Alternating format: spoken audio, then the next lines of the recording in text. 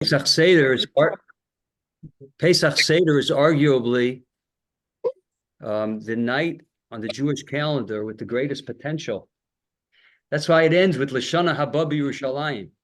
There's only one other time during the year that which ends the pinnacle of the night is Lashana Haba Yerushalayim, and that's of course Yom Kippur. If I can ask everyone, if I ask everyone to mute themselves. There's a lot of talk back over here. Thank you. So what we're going to try to do tonight is just to give some marmakomos, give some sources that you could use at your Seder. It could be a bit of this and a bit of that. And I'm going to try to tailor it so that you can pull something out, pull a story out, pull an idea out, and use it. It doesn't have to be used from beginning to end. Those that are at home, if you want to grab a piece of paper, please do. Those that are here, there is some paper and pens that are for your use. So we're going to go tonight. We're not going to go in any sort of order. Some of you have been at our classes in the past, where we had several classes on an integrated approach to the entire Seder from beginning to end. That's not what we're going to do tonight. Tonight is going to be various ideas and various stories, again, that you could use at various times in your Seder. I want to jump right to Maror. Maror. What is Maror? Every single thing that we do at the Seder has very deep meaning. And it goes way beyond what we learned when we were kids. As a matter of fact, the Sefer Chovas HaLevavos, one of the great medieval ethical works, says that at the time, b'chozek sichlecha, when we become smarter, when we mature, we have to revisit everything we learned when we were children. And unfortunately, very often, that's what we keep. What's the Seder? The four sons, steal the Afikoman, and that's the Seder. Now, my friends, the four sons is such a tangential point in the Seder. It's not essential at all. It's an introduction to the mitzvah of Sipur Yetzias Mitzrayim. It's an introduction to the mitzvah of relating the story. And it's just telling you, the Torah says it 4 times for 4 different types of people. It's very tangential. If somebody would leave that out in the Seder, it would not be the end of the world. There are 50 things that would come before that.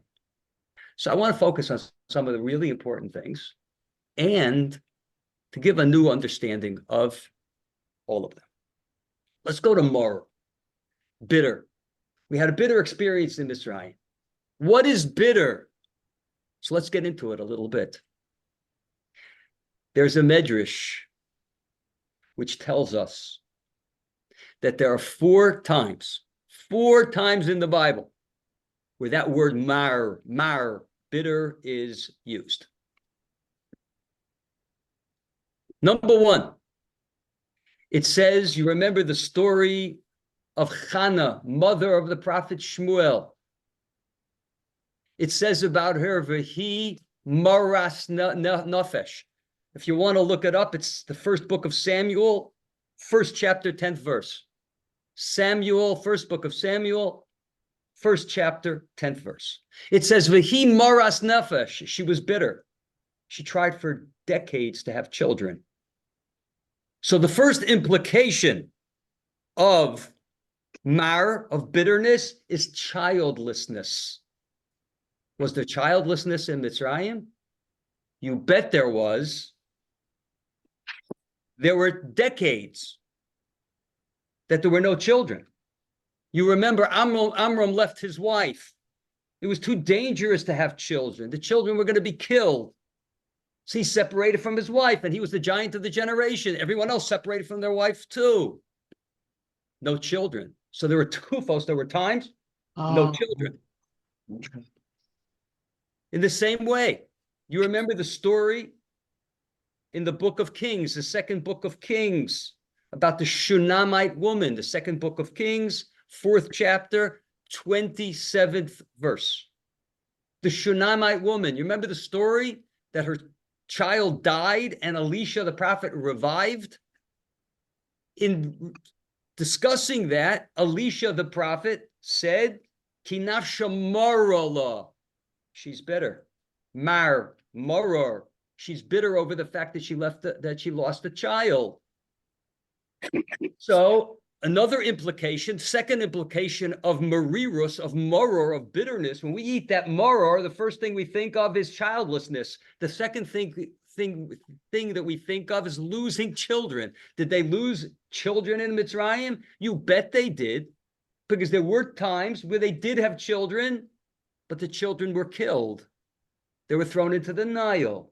They were stuffed into buildings to use as bricks. So mar means childlessness at some points, and maror means that they lost children. There's a verse in Proverbs, Proverb 14, verse 10, which says, it's a famous verse, Lev Yodea Moras Nafsho. This is a verse which is used in halacha. There's nobody more that knows their own bitterness, brokenheartedness, than the person themselves. You know, a doctor has to listen really well to the patient. There's nobody knows better what's going on in the body and in the mind of the patient and the person themselves. And that's what the halacha says. So the third implication of mar is what? Is brokenheartedness. And boy, they were brokenhearted in Mitzrayim. Boy, they were brokenhearted. As we will see, the men a lot more distraught than the women. But many of them gave up. Why did they give up? Because there was no hope. That's the third implication. And the fourth implication is by Job, Eov, a verse in Eov that says, Ki yaspi'eni mamrimim. Job, talking about his fate, he said he is sated, yaspi'eni, bamaririm, with bitterness over his illness. One of the things that afflicted him was illness. What do you think happens when somebody's a slave, when somebody's maltreated, when somebody doesn't get enough food? They'll malnourished. They get sick. So there was sickness there. And the Midrashim tell us there was sickness, rampant sickness there. So when we take the moror, it's not just, oh, I love romaine lettuce, or I'm going to get wiped out by this horseradish. No. We're experiencing the bitterness of childlessness, of God forbid losing children, of brokenheartedness, and of serious, severe illness. And we take that moror and we dip it in the charoses. The charoses is made of a number of ingredients. Many of them are ingredients which the Song of Songs, Shir Hashirim, describes the beauty of the Jewish people. But we're going to focus on just one ingredient, probably the main ingredient of your charoses, which is the apples. Why is apple such an important ingredient? The sweet apple? The answer is because the Medrash tells us this is a praise of the Jewish woman. Because the Jewish women did not give up hope. The Jewish women thought that there would be a future. And as we're going to talk about in a minute, and beyond that. And the pasuk in Shir Hashirim in the Songs of Songs says, Tachas hatapuach orartich, that there was an awakening under the apple tree. What happened under the apple trees? Well, the men would come home from a hard day's work, and they were done. They were finished. There was no future. The women always believed. The women always believed in hard times throughout Jewish history, and this is not being patronizing, ladies. It is the women most of the time that came through. And that's why, by the way, Zalman Sorotzkin says, when you have a difficult generation, you need to teach the women first. The women come first, because they're going to inspire the rest of us. And that's what happened in Mitzrayim. So the husband came home, and they were done with life. They were done with the Jewish future. There wasn't going to be a Jewish people. Forget about what Avram, Yitzchak, and Yaakov taught us. And the women said, no, yes, there is. And they beautified themselves. And they coaxed their husbands to be with them. And they had children. But the Gestapo was coming. What were they going to do with these children? So they went out into the apple orchards. They went into the outskirts of the city. And they had their children. Now, what are they going to do with the children? They believed. They didn't know what they were going to do with the children. So we know the story of Moshe and Aaron and Miriam, you know that story, but there's stories beyond that. It happened with many Jewish women. So they took and they left the kids under the apple tree. And HaKadosh Baruch Hu took care of them. And HaKadosh Baruch Hu raised them. And then those very children came back to the neighborhood and they inspired the rest of the people. Says Rabbi Isaac Sher, one of the great ethical masters, these women, they were out of their minds. If you would have said to one of these women, lady, you're going to go through pregnancy. Now, I've never gone through pregnancy, not myself, but they tell me it's pretty tough. So they went through pregnancy and they were going to go through delivery, childbirth. And then they were going to take the child and they were going to swaddle their child. And what? Leave them under the apple tree? Put them in the Nile? Have their children stuffed into a brick wall? These women were out of their minds. What were they thinking? Two things. And this is so critical. They were thinking, we have a haftacha, we have a promise that came down from us, from Avram Avinu, from Sarah Imenu. Things are so blink, but somehow, some way, all will ultimately be well. Maybe not with us, maybe with our children, maybe with our grandchildren. Somehow, all will be well. They had trust in the promise. They had trust in the Rabboni Shalom. That's number one. Now listen to this for a bolt out of the blue.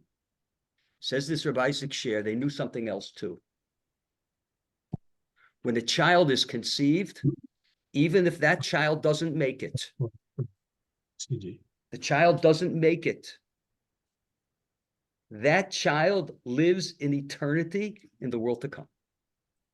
So these women knew that if they were going to conceive, and maybe the baby would be snatched from them, maybe they would be stuffed into the wall, maybe they'd be thrown into the Nile, they would never walk down the street in their new McLaren stroller or whatever the in stroller is today.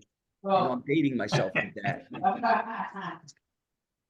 But they would never walk down the block and show the other ladies at the playground her cute little baby. They would never do that. But they knew that they were going to give life to a soul for eternity. So we take the bitterness of the maror with the 4 implications. We dip it into the sweet apple. And we celebrate the great Jewish women who gave us that trust in the Rabboni Shalom, who brought us to the next generation, who brought us the Geula. Says Rav Isaac Sher, that's what the Gemara means when the Gemara says, Bishvil Nashim Tzidkanios, is because of the righteous women. Nig'alu Avoseinu Mitzrayim. That our forefathers came out of Mitzrayim is because of the women. It's specifically this. They were willing to have the children. It would have been easy for the men to do, hard for the women to do, and yet look what they did. My friends, this has been the story of the Jewish people throughout the ages. I'm telling you all my favorite stories tonight. 22 years ago, I saw a Rabbi Azriel Tauber give a lecture. Rabbi Azriel Tauber was a child of the Holocaust. He came to the States and he became a very prominent businessman, and he was a motivational speaker, Jewish motivational speaker. He's a great speaker. And he told the following story. This Rabbi Azriel Tauber. He was born before the war, but his siblings, 4 brothers, were born from between 1938 and 1944. From 1938 to 1944, the Tauber family was on the run. They went from DP camp the concentration camp, the VP camp, the concentration camp. They had a stint in Auschwitz. Mrs. Tauber was experimented on by Yosef Mengele, Yamach Shemov Zichro. It's because of those experiments that a child was lost. It happened to be the only girl that was going to be in the family. That child was lost. But during those 4 years, she mothered 4 children. He mentioned the names at that speech. He happened to say they all lived in Monsey, New York at the time. They survived, all of them, he and his 4 kid brothers. So I somehow, a few weeks later, I saw a Monsey, Spring Valley phone book, and I looked up the names, and they were all there. So she ran around the hell of Europe during those years, always pregnant and always with a child or children in tow. And wherever she went, DP camp, concentration camp, they asked her, Mrs. Tauber, you're out of your mind. What are you doing? Are you crazy? You bring child into hell? That's what you're doing? What are you doing? You're so unfair. And he, Azriel Tauber, said that he always had that question. What on earth was she doing? He didn't understand his mother. He's happy she did. That's why he had little kids, the brothers to play with. As he had a beautiful family after the war because of that. But why did she do it? Nobody else did it. So he said, just before I heard him speak, he had visited his elderly mother in Florida. And he said to himself, if I don't ask her that question now, I'm never going to be able to ask her that question. She doesn't have a long time left in this world. So he described him, and he was a big man, very, very strong personality. You hear him speak, like I always looked at him as like the Marlboro Man. Remember the Marlboro Man, like one of the toughest guys, like, you know.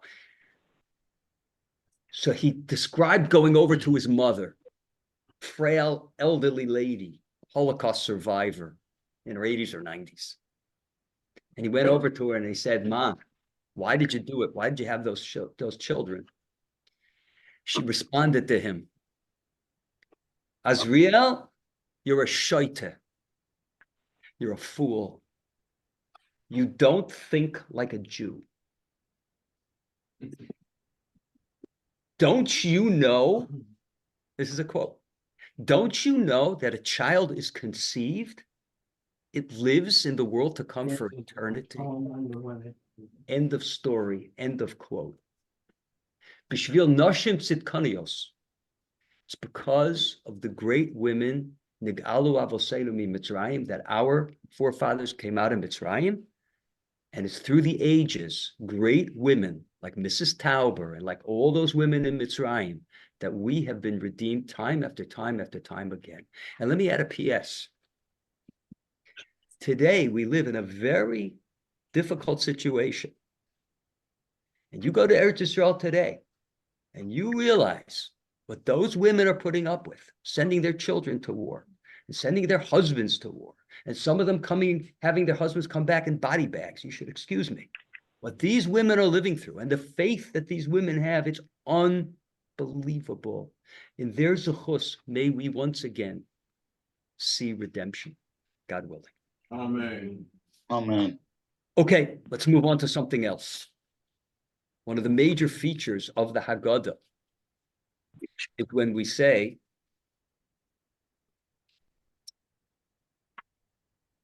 give me a minute.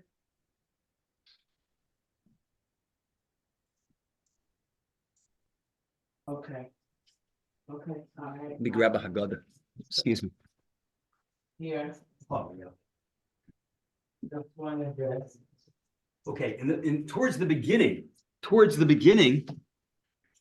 of the Magid, of the Sipur Yesias Mitzrayim, we say, V'hi she'amda lavoseinu v'lanu. V'hi she'amda, and I know some of you are going to want to break into song, so control yourself for the moment. We got a lot to cover tonight. Maybe we could sing at the end. V'hi she'amda lavoseinu v'lanu. And it is that has stood for our fathers and for us. We go on to say, because it wasn't only then, but in every generation, they stand up to destroy us, and God has redeemed us from their hand. He saved us from that. V'hi she'amda. So I would like to read to you a quote which you probably know, but I think it fits perfectly, and I think it's perfect to be part of a Seder. There are 2 or 3 incredible quotes from Mark Twain about the Jews. So you probably heard it, but Pascal once said that the novelty is not so much in coming up with a new idea, but the proper placing of ideas. It's to know when to say what, to know when to put things together. That's what Pascal once said. It's a very, very good idea. I think this quote of Twain, which we'll make copies afterwards, and if you want, you go home, you can Google Mark Twain's quote about the Jews. It'll come up right away. Anyway, maybe don't do it now. So I want to read it to you. And then we'll go right into V'hisha Amda, and it fits perfectly. Okay? If statistics are right, the Jews constitute but 1% of the human race. It suggests a nebulous dim puff of stardust, lost in the blaze of the Milky Way. Properly, the Jew ought hardly to be heard of, but he is heard of. Hi, how are you? Has always been heard of. Yeah, everything's fine. I'm not listening to a spiel from the Leiter. Just one second.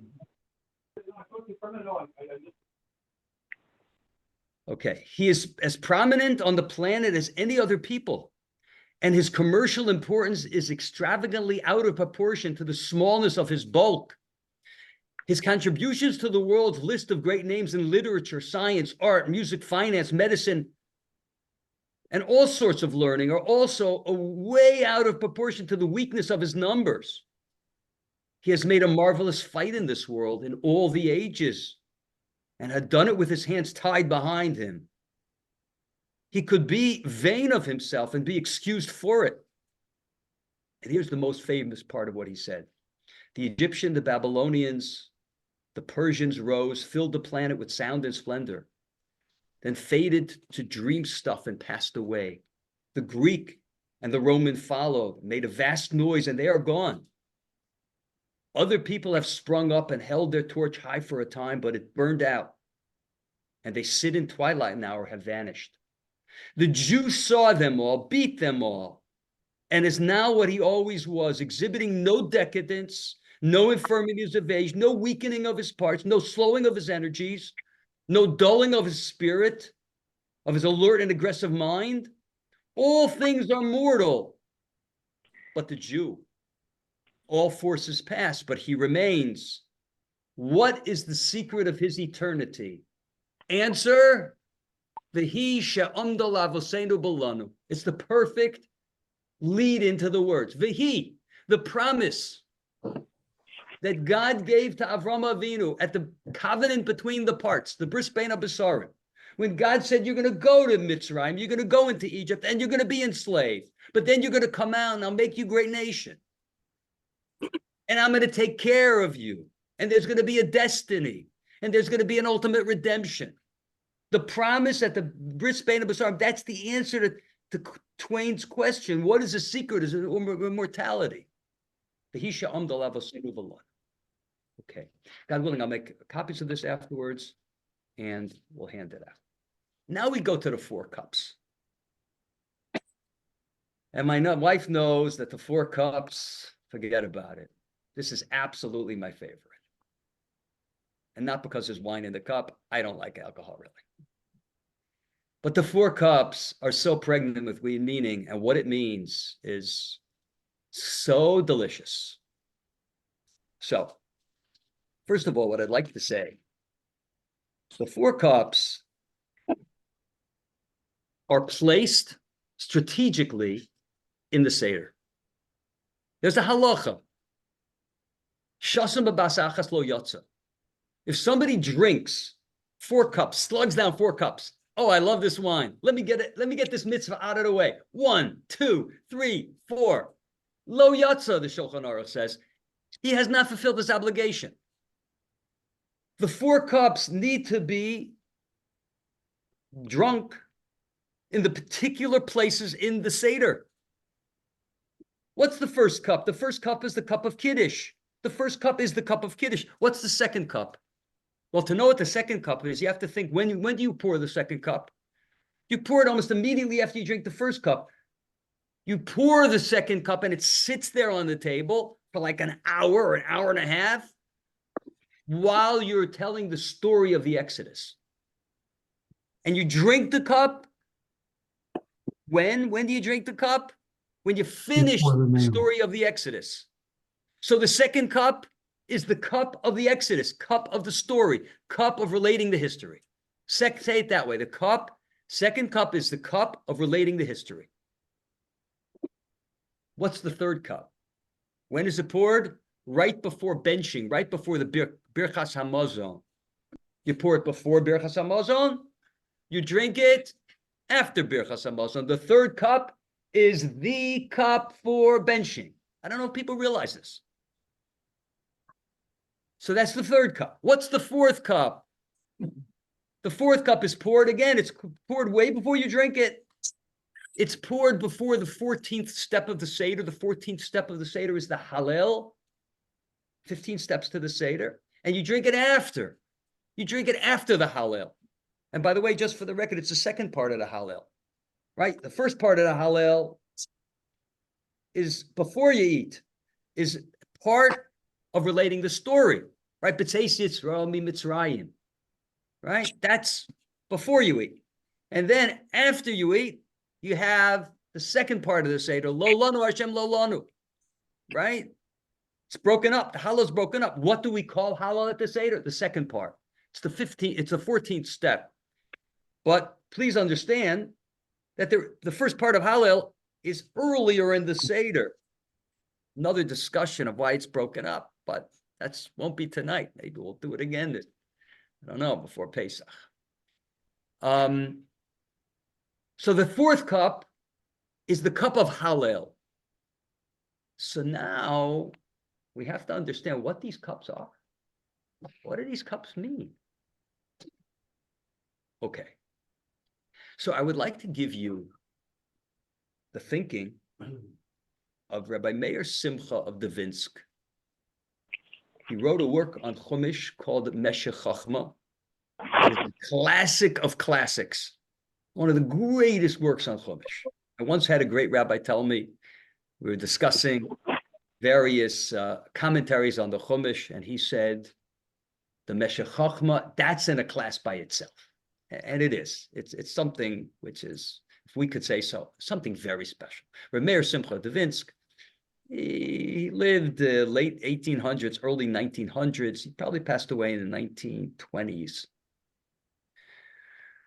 So he has, in the beginning of the Parshas Va'era, he has an essay about these four cups. It is very different than anyone else's understanding. And this is what he says, and I'm going to give it to you in a nutshell. And my Seder, what I try to do is, before each cup, it might be the first night, it might be the second night, but I give 2-3 lines, I distill it into 2-3 lines, say, this is what we're doing now with this first cup. Second cup, this is what we're doing. Just a line. What is it? So understand that the four cups are a toast. And by the way, whenever we pick up a cup in Judaism, we pick up a cup on Shabbos. What are we doing when we make Kiddush? We're making a toast. Like Havdalah, we're making a toast. We're always making a toast about something when we pick up a cup of wine. That's what it is. And when we say something, that's the toast. Just have to understand what we're saying. So what are we doing here? What are we toasting? What's the toast, these four cups? The answer is that we're toasting the forerunners of our people in Mitzrayim. Because the Gemara tells us, the Medrash tells us in various places, that there are 4 reasons, there are 4 merits for which we were redeemed. You've heard it all, you've all heard it. You heard so many times that Klal Yisrael, that our people in Mitzrayim had reached a nadir, a low point in spirituality. You've heard it, that if we would have stayed there for just another minute, we would have completely absorbed into the Egyptians. Could not have been freed. You know that. You've heard that. But there's Medrash that seems to say something very different. Maybe we did overall spiritually reach the terrible low point. But there are four great qualities that we had. And it's because of those qualities that you might even say that allowed or prompted God to redeem us. What are these four? Well, good. Let's do it one by one. Number one, Shalohayu Prutzim Ba'arayos.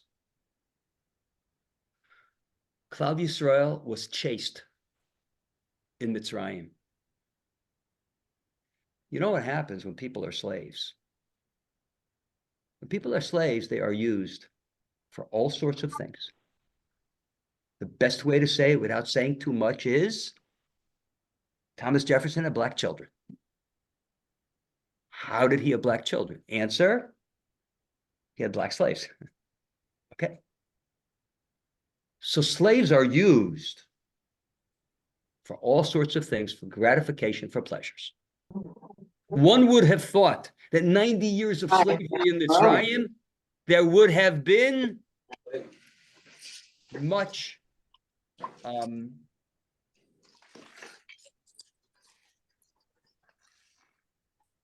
there would have been relations between the masters and the subjects. We have one recorded case of such a thing. And our sages tell us, you know why there's one recorded case? Because otherwise it didn't happen. Because the men and the women, they held so tightly to their sanctity. This people was going to be a nation which was called an Am Kadosh, a holy people. And therefore they did not succumb. In no way did they succumb. Are you starting to get it? What's the first kos? What's the first cup? Kiddush, sanctity. It celebrates the Jew's ability to sanctify. The Jew sanctifies time. He sanctifies place. The Jew has ability to sanctify. And our sages tell us, listen to this line, wherever you find a geder, circumscription, wherever you find, wherever you find people being taken care in regard to illicit behavior, that's where you find Kedusha. That's where sanctity comes from. The ability to sanctify comes from the Jew being chaste. So we pick up that cup, and it's the first thing, one of the first things we do at the Seder. We pick up that cup and we toast our ancestors. And we say, you know something, you guys, our fathers, our mothers, they were amazing people. They didn't buckle under the pressure of their oppressors in that way. And therefore, HaKadosh Baruch Hu came, and HaKadosh Baruch Hu says, I can tell who you are. There's no mixing over there. I know who you are. That's the first. That's the first of the cups of the Seder. That's why it's the cup of Kiddush. Hold around and fell in love. Right.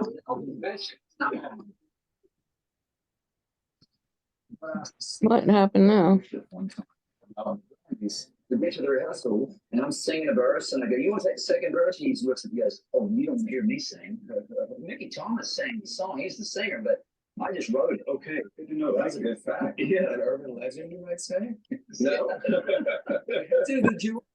It's a giveaway to be a Jew. I know, and we have to have a group. Nate, you just always loved the song. My grandpa.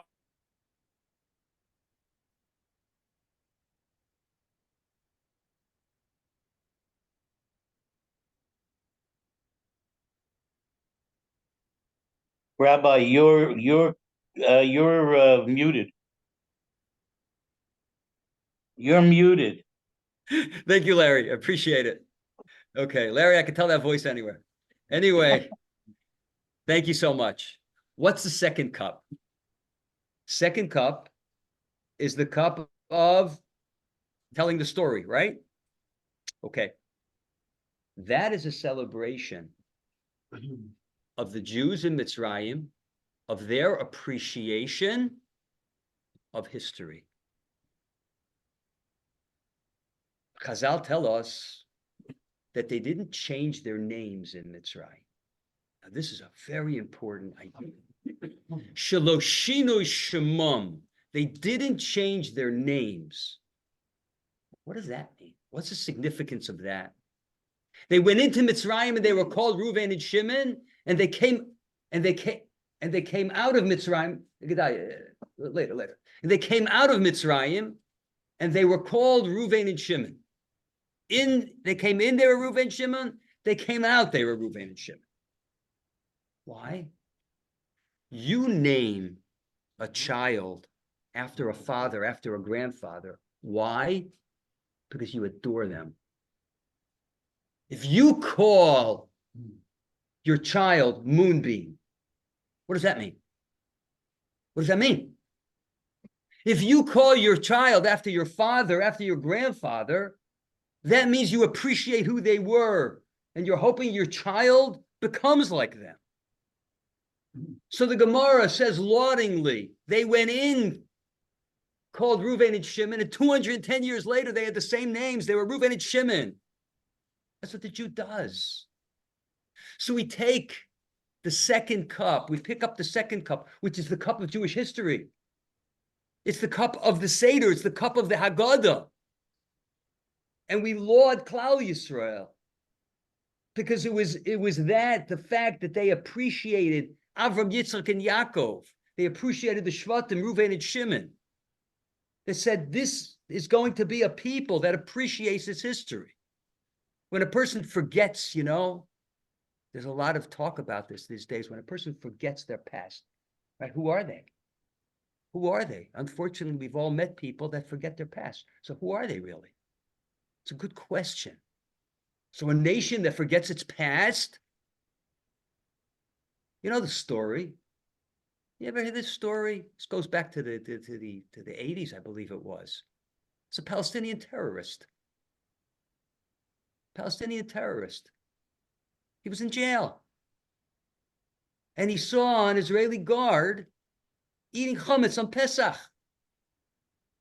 So the Palestinian said to him, he's eating bread on Pesach. He's eating halafa on Pesach.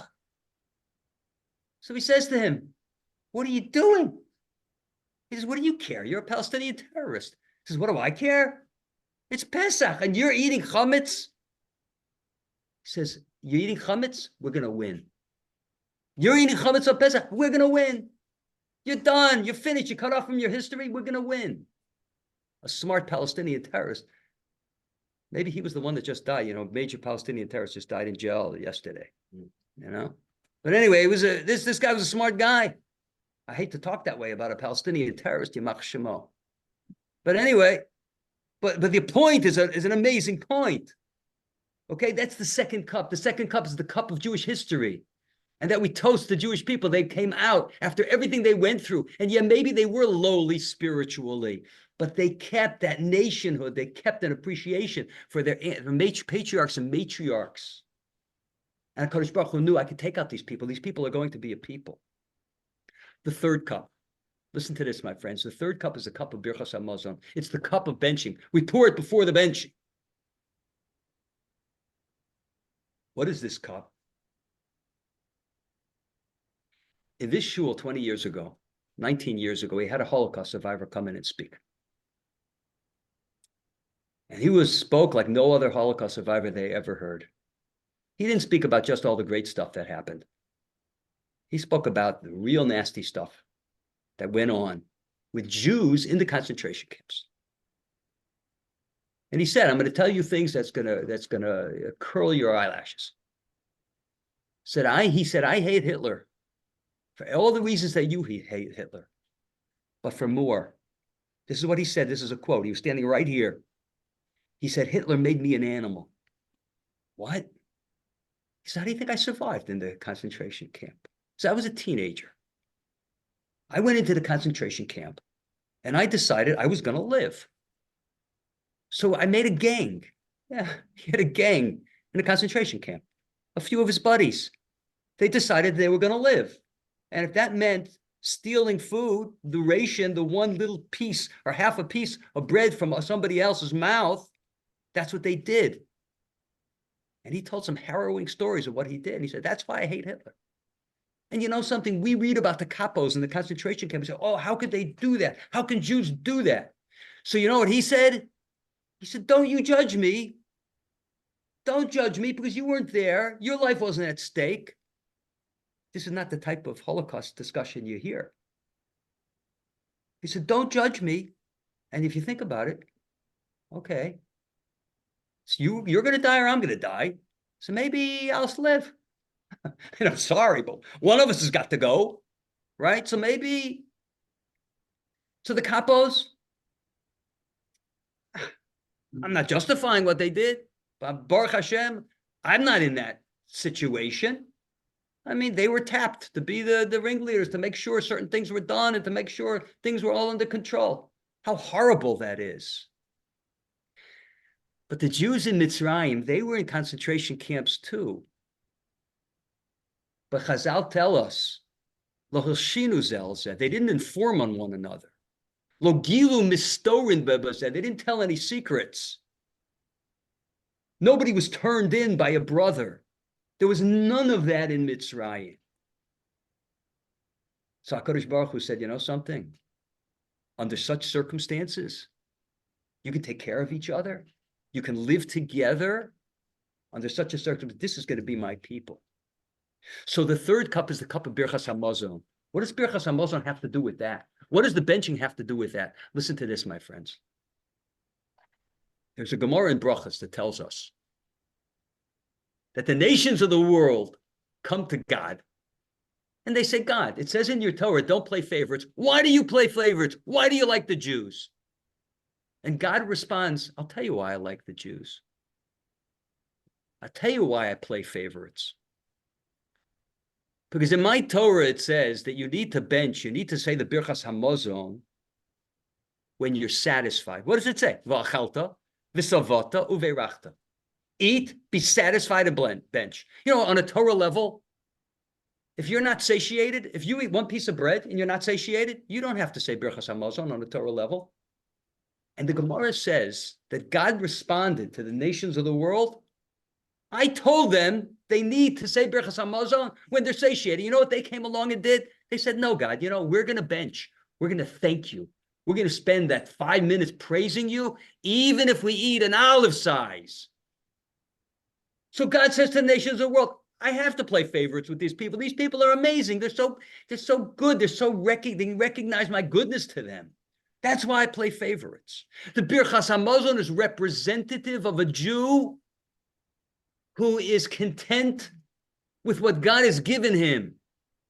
So if you have money, only money, to go into a pizza shop and across the street is a steak joint, and you don't have money to go into the steak joint, and you see your next door neighbor drive up in his limo and go into the steak joint and have a fine bottle of wine and a steak, and you can't spend any more than $3 for a piece of pizza, and yet you take out your bencher and you say Birchas Hamazon, that's a major statement of contentedness. That's what benching represents to God.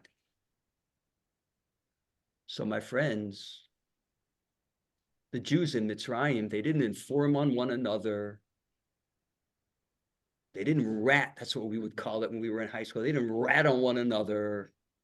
They didn't put their lives before other people's lives, even though they were in situations where you couldn't judge somebody if they did, and yet they didn't. Lo gilu mistorim zeh bozeh. That's the cup of Birchas Hamazon. So here I want to tell you, I told you my favorite Devar Torah of all time. Now I'm going to tell you my favorite story of all time, and you'll see why. And if you don't say anything over from this entire class, I think this one you might say over. You probably know it already. Maybe you know it already. It was after the war in a DP camp in a town called Chernovitz, Romania. The Skulena Rebbe, Rav Portugal, was in that DP camp.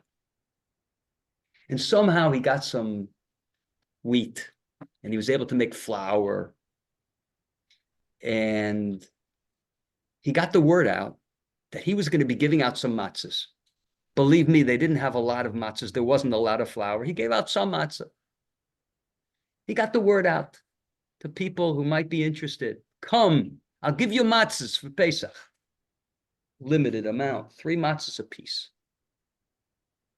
In walks the Gabbai, the attendant of the Vishnitzer Rebbe, somebody very special. The attendant of Vishnitzer comes for matzahs for the Rebbe. So the Rebbe, Skulena Rebbe, hands him a bag, a brown bag, with 3 matzahs in it. He says, Rebbe, I'm very sorry, but my Rebbe said I needed to get 6. Skulena Rebbe looks at him. What?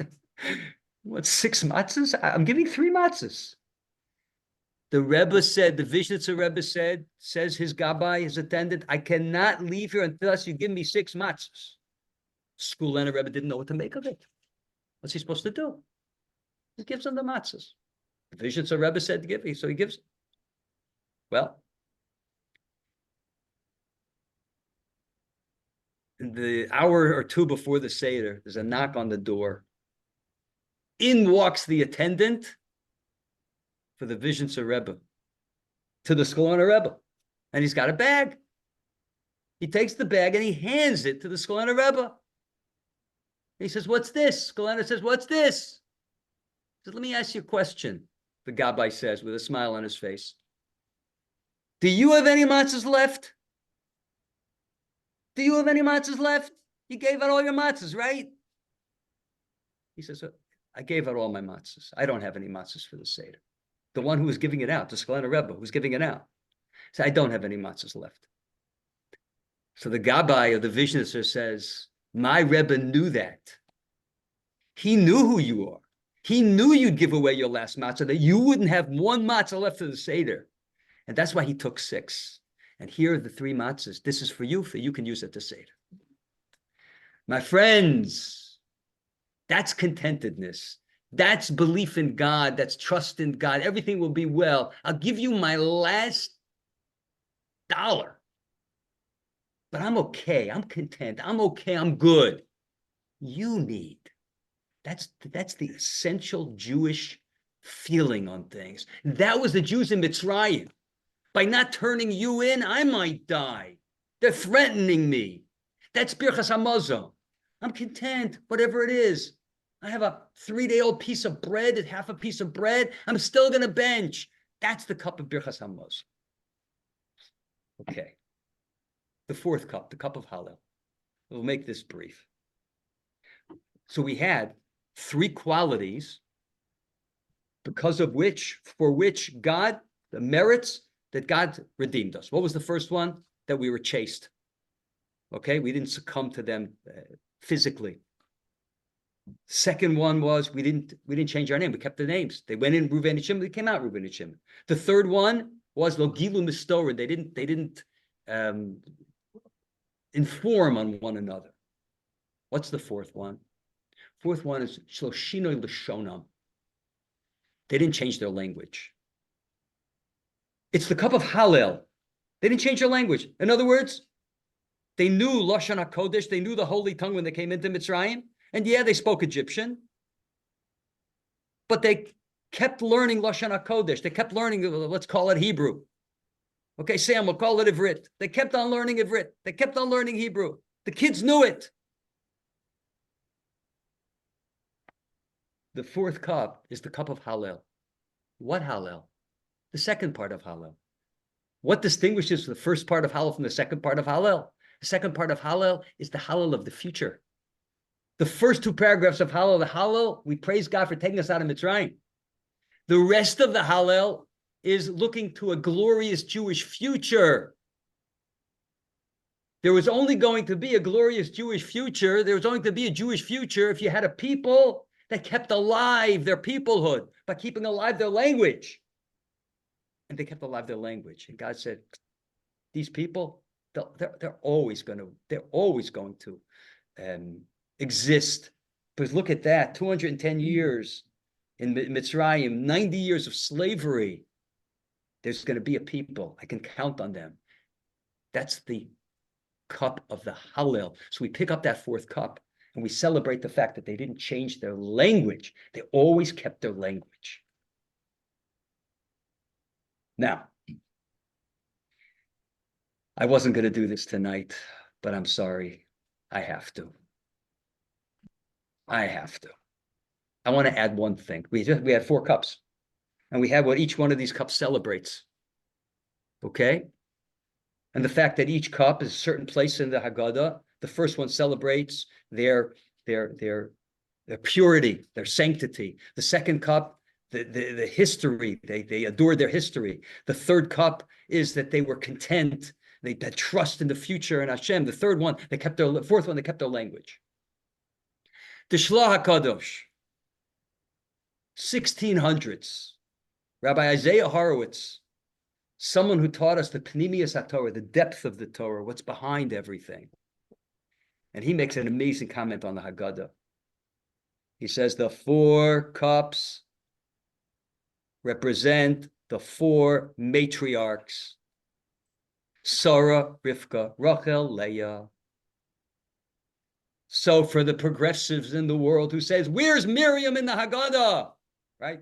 That's a big thing. They have a Miriam's cup. I'm sorry to say, the big question should be, where's Moshe in the Haggadah? Where's Aaron in the Haggadah? Moshe was the leader of Klal Yisrael, and he's not in the Haggadah. And he's not in the Haggadah for good reason. Because it's God's night. It's not man's night. We celebrate God, and therefore the main shliach, the messenger, Moshe, he's left out of the whole thing. Can you imagine that? So Marish is not there, and Aaron's not there, and Miriam's not there. Just for the record, in some Haggadahs, Moshe gets one honorable mention. It's a passing mention. But they're not there. But you want a woman in the Haggadah?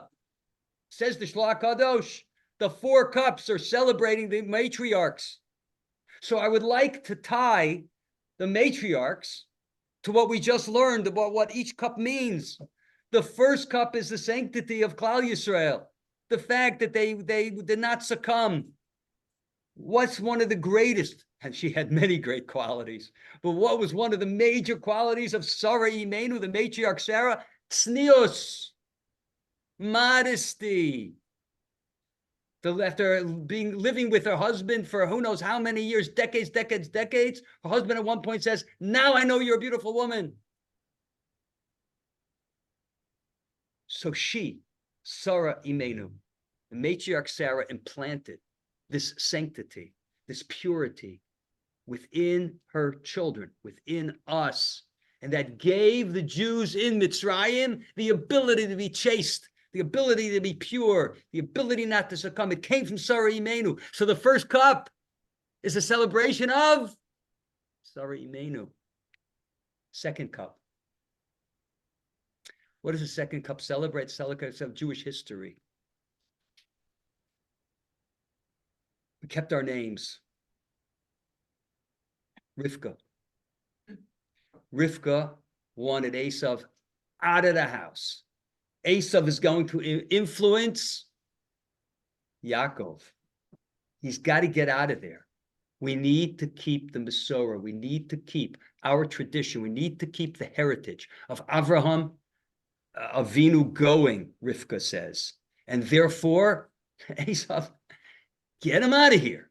He's going to ruin it. He's going to ruin our tradition. That was Rivka. She could not conscience Esav's relationship with Yaakov Avinu. It was Rivka who implanted within us this adoration for who we are, this adoration for our history. Third cup, contentedness, right? Birchas Hamazon, Lo Gilu Mistorin. Well, if you had to pick one of the emos, one of the matriarchs for being content, who would it be? Ho, hands down, it would be Rachel. Why? Remember the story of Rachel and Leah. When Rachel was supposed to get married, and it was going to hurt her sister Leah. And what did she do? She switched. And the chances are, according to some commentaries at least, that she was going to have to, she thought she was going to marry Esav. And yet she gave up the tzaddik. She gave up living with the great tzaddik, being a husband, wife of the great tzaddik. And she was going to accept Esav. Why? So that her sister shouldn't be hurt. She Rachel implanted within us that goodness, that contentedness. If this is what I'm supposed to do, that's what I'm going to do. I'm not going to hurt you. No way I'm going to hurt you. I'm not going to turn you over to the authorities. I'm not going to be jealous of you because you have that steak and I have a piece of pizza.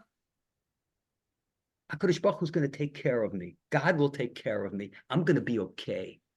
That was Rachel. And the fourth cup, which is the cup of Jewish destiny, which is the cup of the future, which is a cup which celebrates the fact that they kept their language, that's Leah. Yeah. Did it ever puzzle you? The frenzied nature of Leah wanting to have more children, more children, more children. She had already had her share of children. And yet when she couldn't have any more children, right, what did she do? Oh, take my maidservant. It's like an amazing thing. She wanted to build the Jewish future.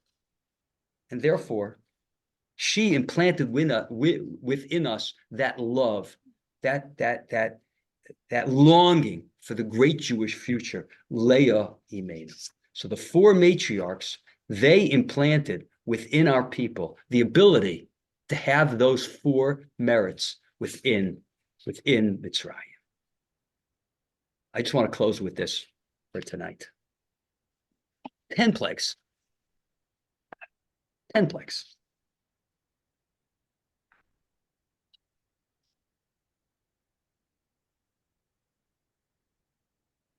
So again, we over the years, maybe when we were kids, maybe after that, we learned what each plague is. What should it mean to us? The night of Pesach is essentially the night where we inculcate our faith and trust in God. It's a night of emunah. We strengthen our emunah. So we need to look at the story, and we need to appreciate what HaKadosh Baruch Hu, the miracles that HaKadosh Baruch Hu brought about. Let's very briefly go through these plagues. Let's see what they imply to us. Okay, there is in the totality of the makos of the plagues, they show HaKadosh Baruch Hu's complete control of nature. Number one, first plague, dam. That HaKadosh Baruch Hu controls the water. Most of the earth is covered with water. HaKadosh Baruch Hu shows that he controls the water. Svardeya. You ever get a good look what's underneath, what's going on on the ocean floor, what's going on underwater? There's a lot of life, a lot of marine life going on under there. HaKadosh Baruch Hu can show that he controls the creatures that dwell in water. Third plague, kinim, lice. Where did they come from, the lice? They came from the earth. The earth became lice, right? Whether you believe in spontaneous generation or not, doesn't matter. It was a miracle, okay?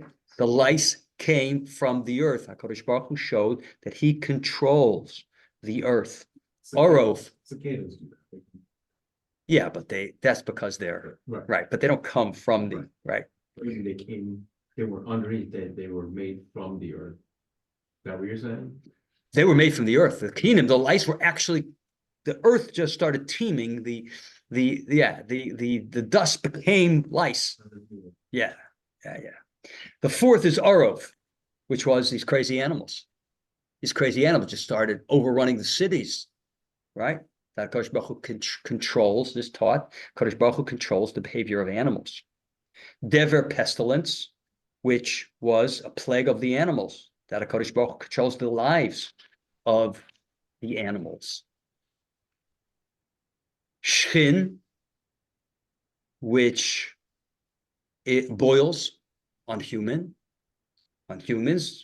That shows that HaKadosh Baruch Hu controls the health and well-being of human beings. Barad, the hail. We know the midrashim about the fire and water being together, the ice and the fire being together. But that HaKadosh Baruch Hu is in charge of precipitation. Arbe, the locusts. Now, they didn't come from the ground there, right? But the pasuk says they came from an east wind. brought them in. So all of a sudden, the east wind brought them in. Moshe was mispalel, davened that they should go. So then a west wind came and carried them away. So that showed that HaKadosh Baruch Hu was in control of all flying creatures and of winds. Choshech, God controls the sun. Makas Bechoros, the final plague, that HaKadosh Baruch Hu controls human life. So the Makos were not just, the plagues were not just haphazard events, but they showed HaKadosh Baruch Hu's dominance of every aspect of creation. Okay, we'll call it an evening here. I want to thank, first of all, I want to thank Mr. Danny Levine for his the impetus for holding tonight, and I want to thank Mr. Gedalia Mayaskowski for his sponsorship and the wonderful treats in the back. And thanks all for coming. Okay, have a good night.